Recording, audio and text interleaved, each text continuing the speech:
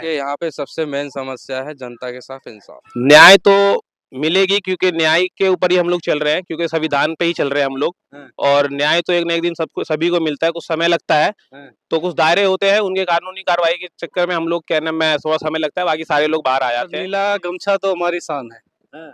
और चंद्रशेखर आजाद जी इस टाइम देश में नहीं विदेशों में भी छाए हुए मूवमेंट को हैं। चलाने के लिए पैसे की भी जरूरत पड़ती है।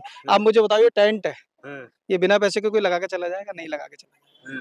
हम बिना पैसे के आंदोलन भी नहीं चला सकते। क्या बहन जी ने पैसा लेकर के आंदोलन नहीं चला? चंद्रशेखर आदमी हर व्यक्ति को गुमराह कर रहा है, वोट के प्रति जागरूक के साथ मेरे पिताजी ने पूरा जीवन दिया है, हमेशा दिया है और देते रहेंगे। सम्मान्य है बहन जी हमारे, उसके लिए कोई दोहराए थोड़ी है। बहन जी हमारे सम्मान्य है।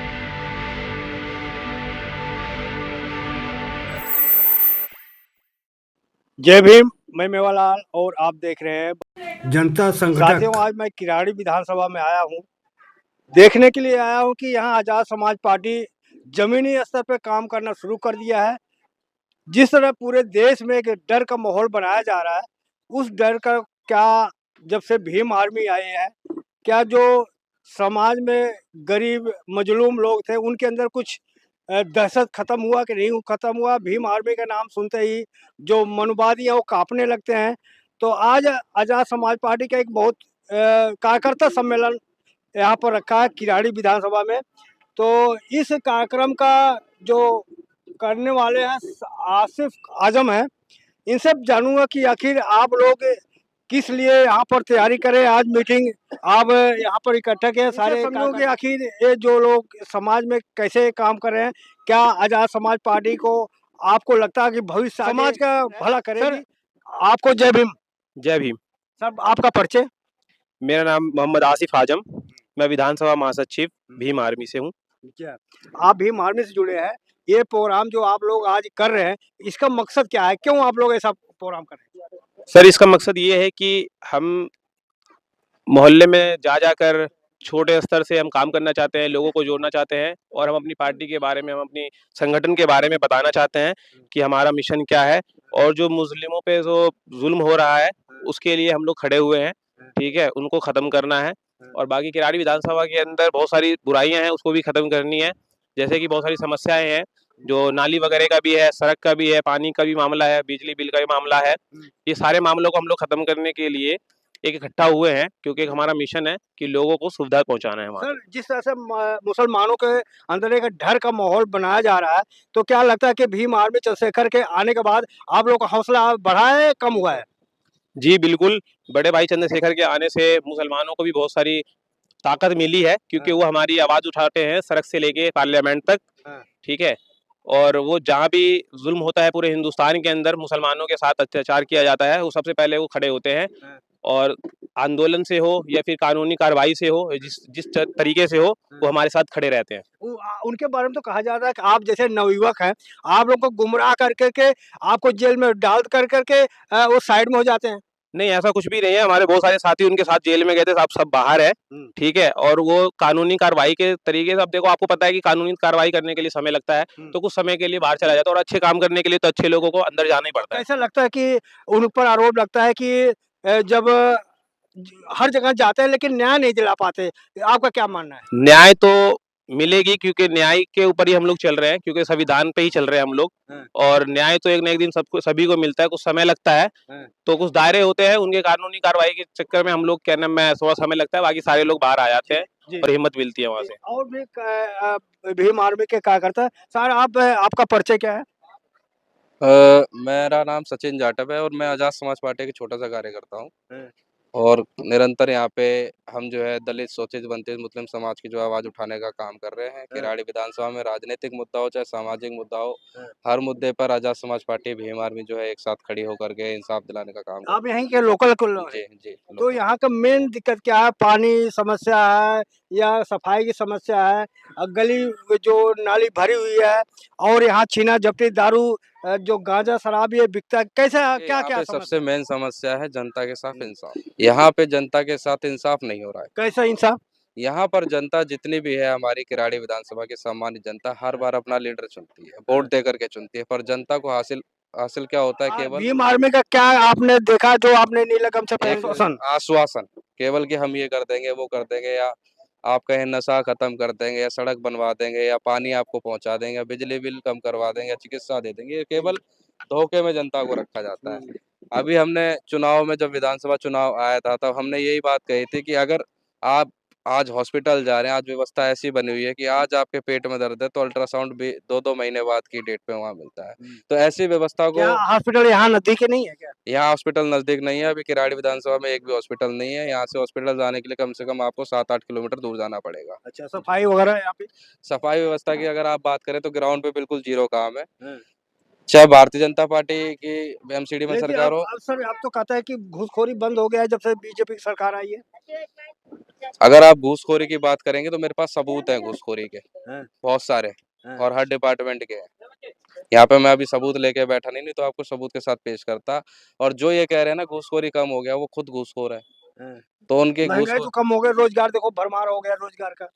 रोजगार तो इतना ज्यादा रोजगार है कि लोग अपने घरों में बैठे हुए हैं, सवेरे घर से निकलते हैं, शाम को घर में आके कह देते हैं काम मिला नहीं। इतना ज्यादा रोजगार है। रोजगार अगर होता तो हमें यहाँ पार्टी के लिए रोजगार किसको मानते हैं, सरकारी नौकरी या प्राइवेट नौकरी? जैसे कर लो ठेला में क्या कहते हैं, सब्जी बेचो, रेडी लगाओ, ये भी पकौड़ा बेचो, ये भी तो रोजगार है देखिए, ना। सरकार का काम है सरकारी रोजगार देना।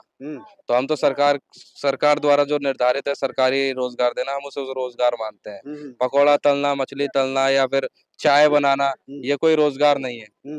रोजगार, अगर सरकार रोजगार के मुद्दे पे काम कर रही है तो सरकार का कर्तव्य बनता है रोजगार देना। जी, और कोई होता, हमारे पे महिलाएं भी है।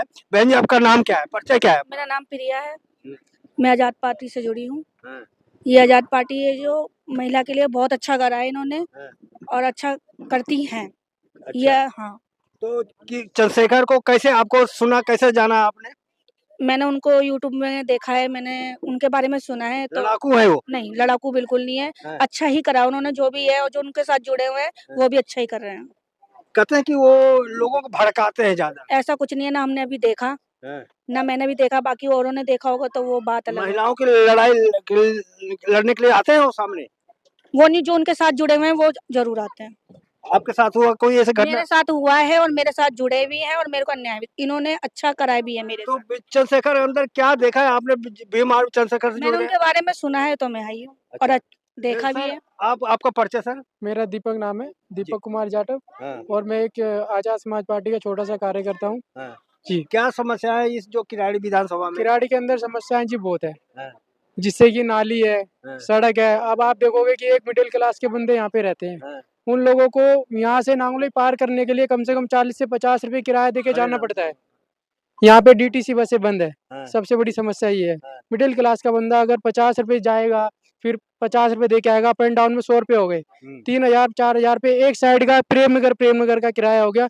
उसके अलावा बंदा बाहर जाएगा तो भरमार है ना?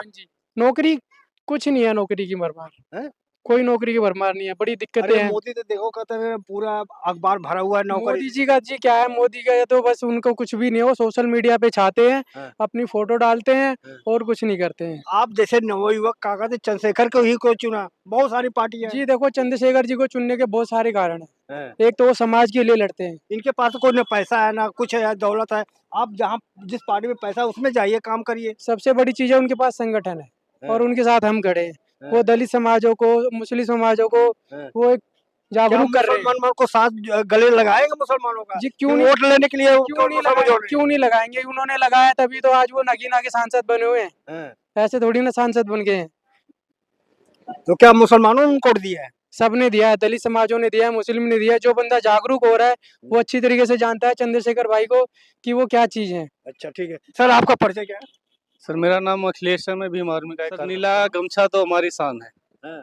और चंद्रशेखर आजाद जी इस टाइम देश में नहीं विदेशों में भी छाए हुए। उनके कार्य जो है काफी सराहनीय है। अभी आपने महिलाओं की बात करा, तो महिलाओं का एक बड़ी सम्मानीय योजना प्रस्ताव मतलब संसद में उन्होंने दिया है, मासिक धर्म का, कि जिस दिन मतलब महीने में ये सबकी बहन बेटियां हैं, सबके साथ ही होता है, ये एक प्राकृतिक देन है, तो उनको उस दिन का अवकाश देना चाहिए। तो ये एक सराहनीय, अगर देखा जाए तो बाबा साहब ने मैटरनिटी लीव का, उनको जो संसद में बोलते हैं देखो, आप उनको सुना है? बिल्कुल सुनता हूँ सर। तो बाबा साहब मैटरनिटी लीव का प्रावधान किया था संविधान में, और माननीय चंद्रशेखर आजाद जी जो मासिक धर्म का प्रस्ताव लाए हैं, तो कहीं ना कहीं देखा जाए तो मुझे बाबा साहब और मानवर कांसी राम का चेहरा लेकिन सर नजर मैं कह रहा हूँ ये वो चंद्रशेखर महिलाओं के बारे में लड़ते हैं, SC ST OBC सबकी लड़ाई ले, लेकिन भरोसा क्यों नहीं हो रहा है चंद्रशेखर पर? सर देखो, भरोसा अभी लोगों में धीरे धीरे जागरूकता हो रही है और भरोसा जरूर होगा और हो भी रहा। अगर भरोसा ना होता तो नगीना से सांसद नहीं होते। जी, और भी लोग को पूछूंगा। सर आपका परिचय सर? मेरा नाम सतीश कुमार जाटव है और मैं आज़ाद समाज पार्टी का पिछले 4 साल से कार्यकर्ता हूँ। चंद्रशेखर के बारे में बहुत सारे अफवाहें हैं, कहा जाता है कि चंद्रशेखर लोगों को गुमराह करते हैं, कोई न्याय नहीं दिलाते हैं, जगह जहाँ पहुँच जाते हैं लेकिन न्याय नहीं दिलाते। आपका क्या मानना है? बिल्कुल चंद्रशेखर आदमी हर व्यक्ति को गुमराह कर रहा है वोट के प्रति जागरूक करके। अगर वोट को जागरूक करना गुमराह है तो वो गुमराह ही सही। अगर लोगों की दबे पिछले लोगों की आवाज उठाना गुमराह करना है तो वो गुमराह ही सही। हम तो एक्सेप्ट करते हैं। न्याय नहीं दिलाते, जगह जगह जाते हैं, न्याय किसी को नहीं दिलाते। न्याय दिलाने का काम चंद्रशेखर का है। क्या चंद्रशेखर CGI है? क्या चंद्रशेखर जुडिशरी है? चंद्रशेखर न्याय उठाने का एक माध्यम है। हम लोग हो गए, आप लोग हो गए, आप मीडिया के बंधु हो गए, हमारे जो कार्यकर्ता है वो माध्यम है। और देखो न्याय कब मिलता है? जिसकी सत्ता होती है, और सत्ता साहब काशीराम कहते थे जिसकी जितनी संख्या बारी उसकी उतनी हिस्सेदारी। चंद्रशेखर के में अंदर क्या देखा आपने? चंद्रशेखर को नीला गमछा पहन लिया। चंद्रशेखर हमारा भाई है, जो मूवमेंट की बात करेगा, जो 85 की बात करेगा, हम उसके साथ खड़े हैं। आप जैसे नहीं हुआ तो बहन मायावती के साथ मेरे पिताजी ने पूरा जीवन दिया है, हमेशा दिया है और देते रहेंगे। सम्मान्य है बहन जी हमारे, उसके लिए कोई दोहराए थोड़ी है। बहन जी हमारे सम्मान्य है। पार्टी बनाना संवैधानिक अधिकार है। बनाने से आप किसी का पर्सनल मतभेद है तो वो एक अलग बात है। अगर चंद्रशेखर समाज को देखिए, हम चंद्रशेखर के फैन नहीं है। मैं आप इस आपके मंच से कहना चाहता हूँ, हम चंद्रशेखर के विचारों के फैन हैं। बाबा साहब आप आज हमारे बीच में नहीं है, लेकिन उनके जो विचार हैं वो अमर हैं।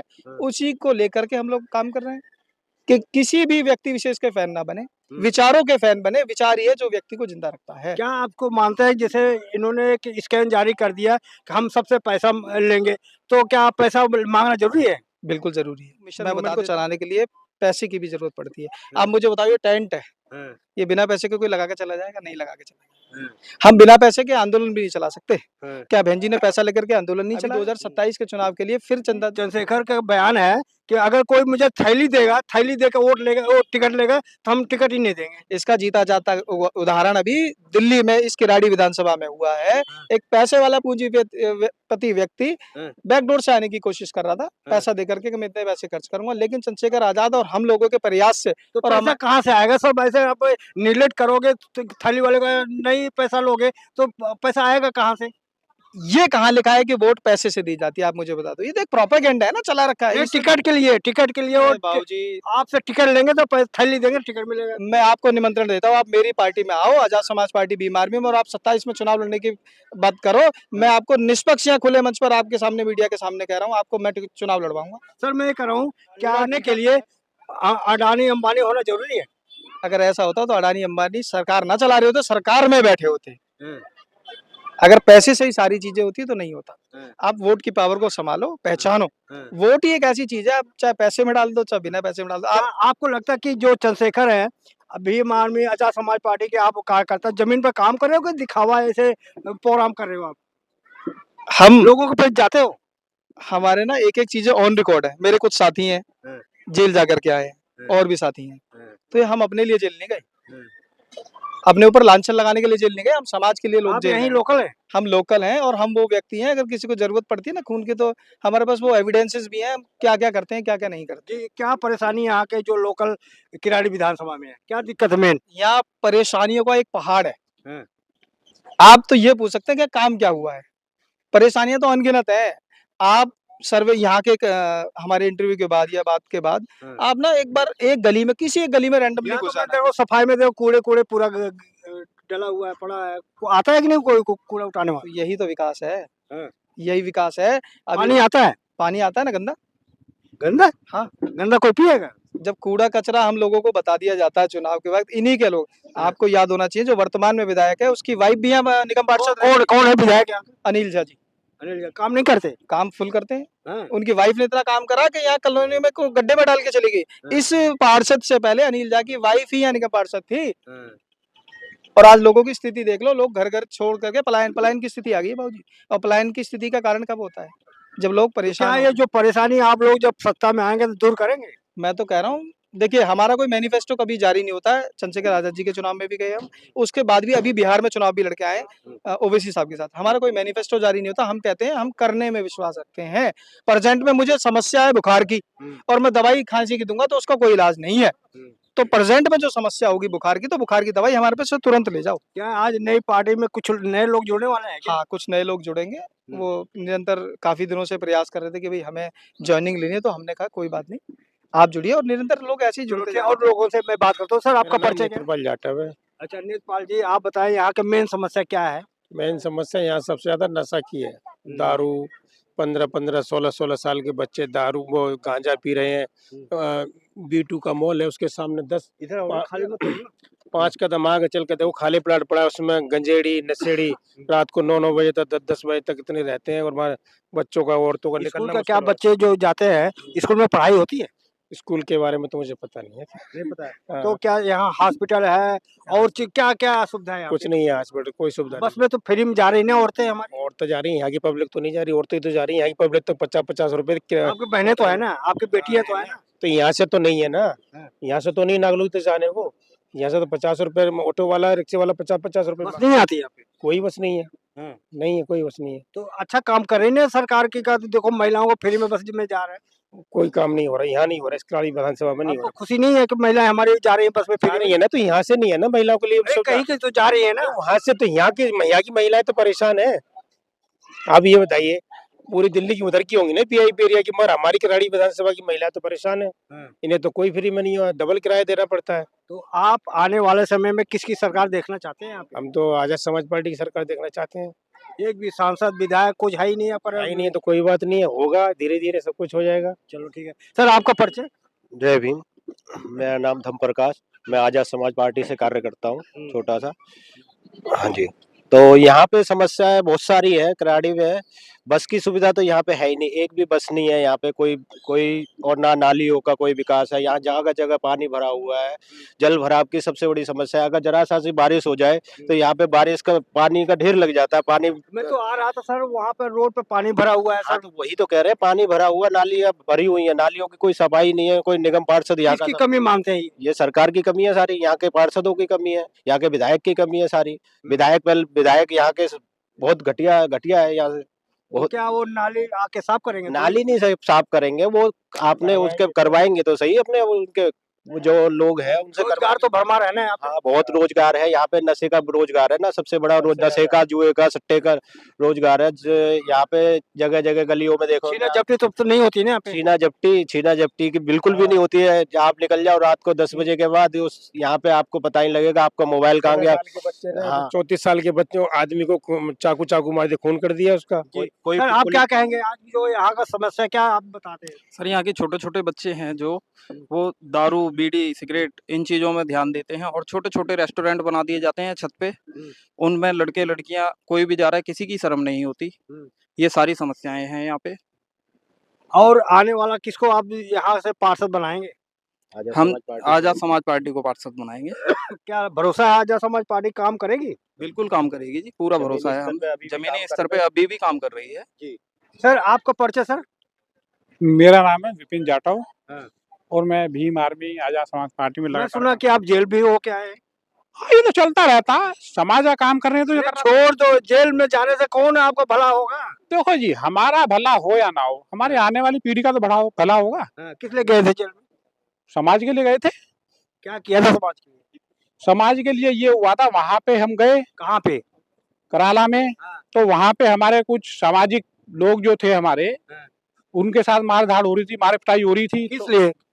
अरे भाई झगड़ा करोगे तो वो तो नहीं, झगड़े का कारण नहीं था। एक्चुअली था क्या, वहां पर एक हमारे कार्यकर्ता की पुरानी जमीन थी, वो वहां पे घर बना रहा था। तो वहां के कुछ पूंजीपति लोग उसे रोक रहे थे।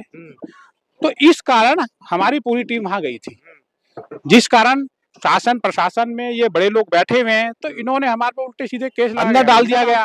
तो यही काम हुआ, फिर हम छूट के आ गए। हमें क्या दिक्कत है, हम तो आज भी समाज के साथ खड़े हैं। जब तक जिंदा है, जब तक खड़े रहेंगे, मरने के बाद देखो क्या। आप कोई नेता है या कोई कार्यकर्ता, क्या है आप? देखिए, किसी भी समाज के लिए काम करना कोई नेता का काम है या कार्यकर्ता होना जरूरी है?